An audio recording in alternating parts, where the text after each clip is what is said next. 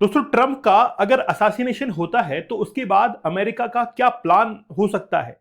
वैसे तो ट्रंप ने ऑलरेडी कहा है कि अगर मान लीजिए कि मुझे असासिनेट कर दिया जाता है तो उसके बाद में 1000 जो मिसाइलें हैं वो दाग देनी चाहिए ईरान के ऊपर। लेकिन आखिरकार एक्चुअल क्या प्लान है अमेरिका का, और वाकई में कॉन्स्टिट्यूशनली कैसे ट्रंप के मरने के बाद, असासिनेट होने के बाद, क्योंकि हम तो अब ये आज हमको ये मानना पड़ेगा कि ट्रंप मर चुके हैं, तभी तो हम लोग लेक्चर को अच्छे से कर पाएंगे। उसके बाद की सिचुएशन क्या हो सकती है, कंडीशन क्या हो सकती है, वो हम लोग अभी देखते हैं।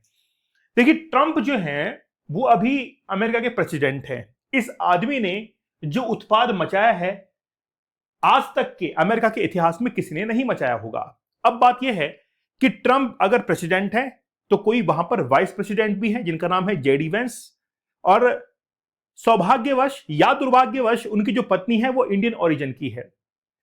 अब बात यह है, सौभाग्य तो ऐसा है कि कहीं ना कहीं वो भारत के अंदर घूमने के लिए आएंगे, है ना, भारत के अंदर घूमने के लिए आएंगे। थोड़ा सा एक लिबरल नेचर हम लोग कह सकते हैं टूवर्ड टू इंडिया, ये एक सौभाग्य है।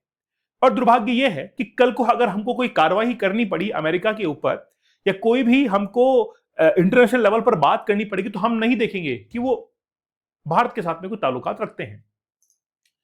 देखिए, अमेरिका के अगर कॉन्स्टिट्यूशन की बात करें तो अमेरिका की कॉन्स्टिट्यूशन के अंदर 25th कॉन्स्टिट्यूशनल अमेंडमेंट हुआ था, और ये हुआ था 1967 के अंदर।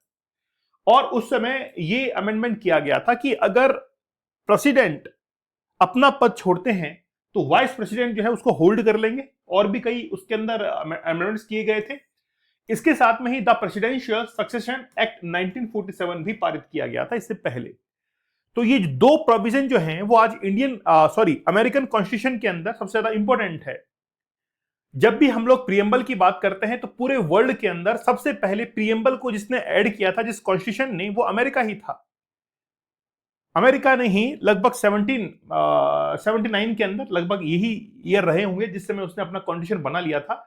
और कॉन्स्टिट्यूशन सबसे पुराना अमेरिका का ही कहलाता है। सबसे छोटा कॉन्स्टिट्यूशन है, लगभग उसके अंदर 49 के आसपास आर्टिकल हैं, और उन्हीं के अंदर पूरा का पूरा संविधान सिमटा हुआ पड़ा है।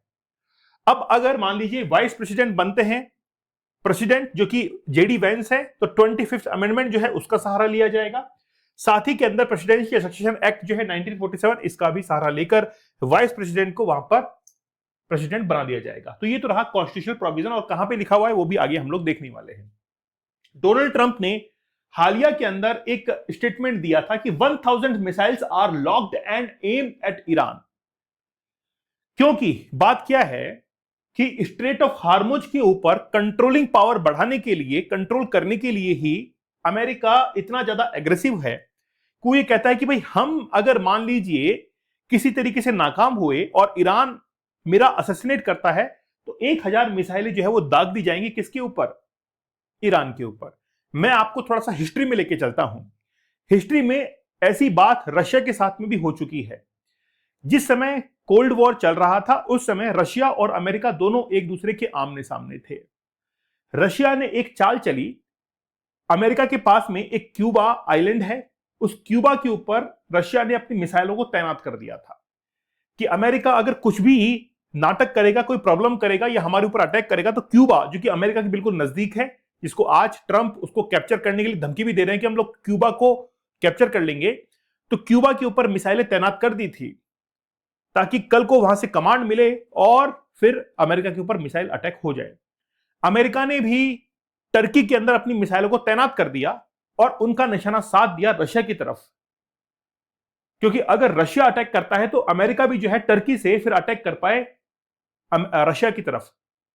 लेकिन जब दोनों की मिसाइलें तैनात हो गई तो दोनों ने एक दूसरे की पावर को न्यूट्रलाइज कर दिया और दोनों ने वहां से मिसाइल्स को हटा लिया। आज भी क्यूबा से नाराज रहता है अमेरिका, और इसीलिए आपने देखा कि ट्रंप ने किस तरीके से क्यूबा को धमकी दे डाली थी। वही कंडीशन आज भी है, लेकिन एक कंडीशन बदल चुकी है, वो अमेरिका वर्सेस ईरान हो चुका है। अब 1000 मिसाइलें दागी जानी है ईरान के ऊपर अगर ट्रंप का असैसिनेशन कर दिया जाता है।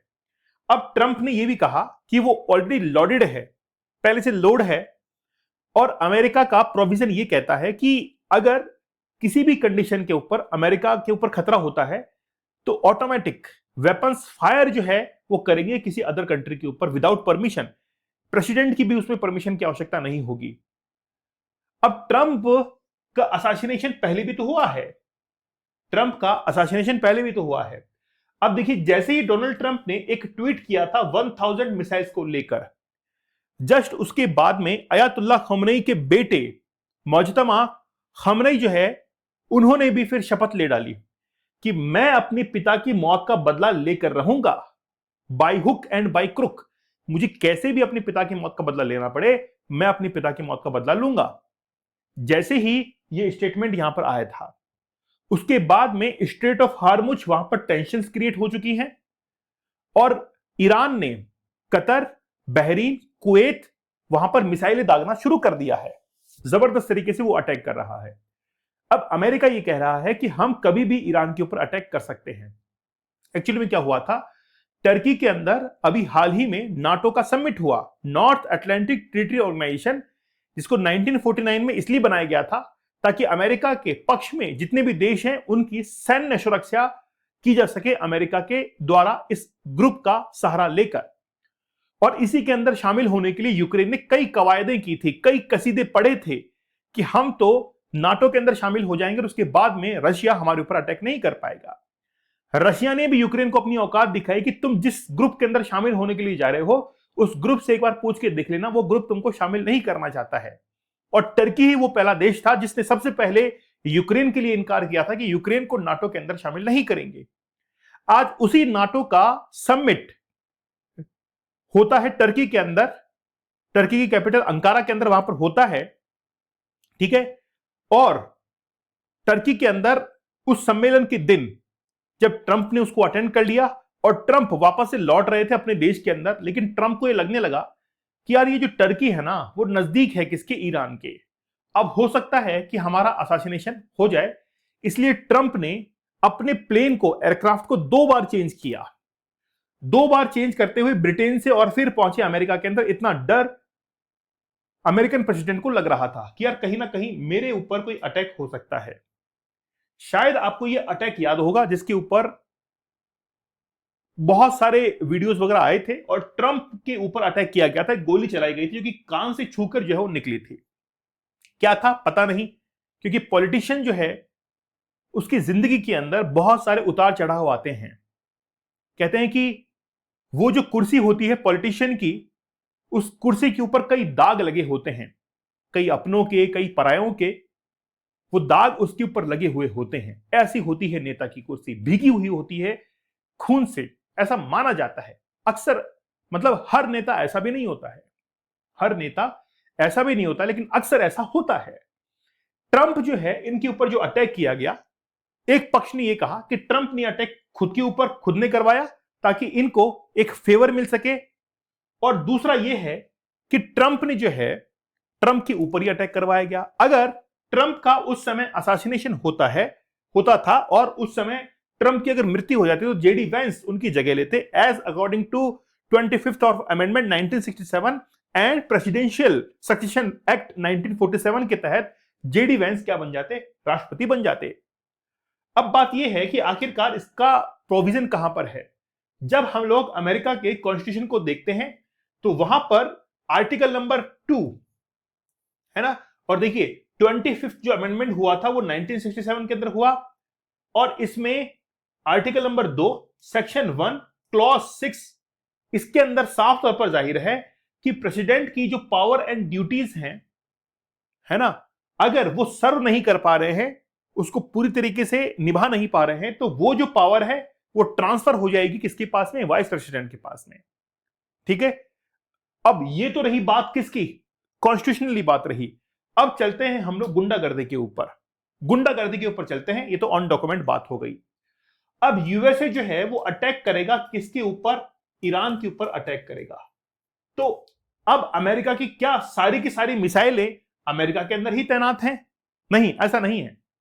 खास तौर पर इजराइल एक ऐसा मोहरा है जिसका इस्तेमाल अब जो है अमेरिका करने वाला है। कुछ समय के अंदर आपको पता लगेगा कि बेंजामिन नेतन्याहू को एक ऐसा नौकर बनाकर छोड़ दिया है, बावर्ची बनाकर छोड़ दिया है, जो कि सुबह शाम दिन रात अमेरिका के लिए काम कर रहा है, और इसको पता भी नहीं है अब ईरान के चौतरफा चारों तरफ जो गल्फ नेशंस हैं उसके अंदर भी मिसाइल्स तैनात हैं चौतरफा, और इजराइल में तो है ही है। तो ईरान के जो अभी सुप्रीम लीडर हैं उन्होंने, है ना, एक फरमान जारी किया था कि मैं अपने पिता का मौत का बदला लूंगा, लेकिन साथ ही में इजराइल के जो प्रधानमंत्री है बेंजामिन नेतन्याहू, इसको भी मैं मार दूंगा, क्योंकि इसी की वजह से अमेरिका आज ईरान के ऊपर अटैक कर रहा है। अब जब अमेरिका ने कहा कि मैं 1000 मिसाइल्स को दाग दूंगा, तो वो क्या 1000 मिसाइल यहीं से छूट के जाएंगी? नहीं, इजराइल से जाएंगी, सऊदी अरेबिया से जाएंगी, कुवैत, बहरीन, हर जगह से जो है मिसाइल्स छूटेंगी और ईरान के ऊपर जाकर लगेंगी। तो क्या 1000 मिसाइलों के अंदर तबाह हो जाएगा ईरान? तो हम कहेंगे यस, 1000 मिसाइल्स में तबाह जो है वो हो सकता है। अगर अमेरिका के ऊपर कोई भी भनक लगती है और कोई भी उनको प्रॉब्लम होती है, तो वो मिसाइल जो है वो दाग दी जाएंगी किसके ऊपर? ईरान के ऊपर। हो सकता है कि 1000 मिसाइल ना दागकर एक न्यूक्लियर बॉम्ब गिरा दिया जाए और अमेरिका अपनी शक्ति को वापस से प्रूव कर दे, जापान की तरह। जापान के साथ में प्रूव किया था, वापस से प्रूव करने का मौका अमेरिका के पास में है। हो सकता है कि आगे आने वाले समय में ईरान के ऊपर न्यूक्लियर बॉम्ब गिराकर अमेरिका इस बात को साबित कर दे कि वो एक वर्ल्ड लीडर है, ग्लोबल जो लीडर की जो पोजीशन है उसमें नंबर 1 पर है वो, ठीक है। और सेकंड नंबर पर आज रशिया और चाइना के बीच में युद्ध छिड़ा हुआ है, लेकिन चाइना, मेरे हिसाब से चाइना जो है आज सेकंड नंबर पर है ना। रशिया थोड़ा पीछे हट चुका है, क्योंकि रशिया ने अपनी शक्ति जो है, पावर, उसको बहुत खो दिया है काफी लंबे समय तक। ओके, चलिए दोस्तों, हमारा 50 डेज का हार्ड चैलेंज आप जरूर ज्वाइन कीजिए। काफी कम प्राइस में एडवांस कूपन कोड आप लोग को यूज करना है और बहुत बेनिफिशियरी है। मतलब चैलेंज ही एक ऐसा होता है जो कि आपके जीवन के अंदर चेंज कर सकता है। इससे पहले 75 डेज का हार्ड चैलेंज, 100 डेज का हार्ड चैलेंज भी हमने किया है। दीपक इंद्रा ऑफिशियल टेलीग्राम चैनल को जरूर ज्वाइन कर लीजिएगा। तो मिलते हैं आप लोगों से नेक्स्ट सेशन के अंदर, तब तक धन्यवाद, थैंक यू, जय हिंद।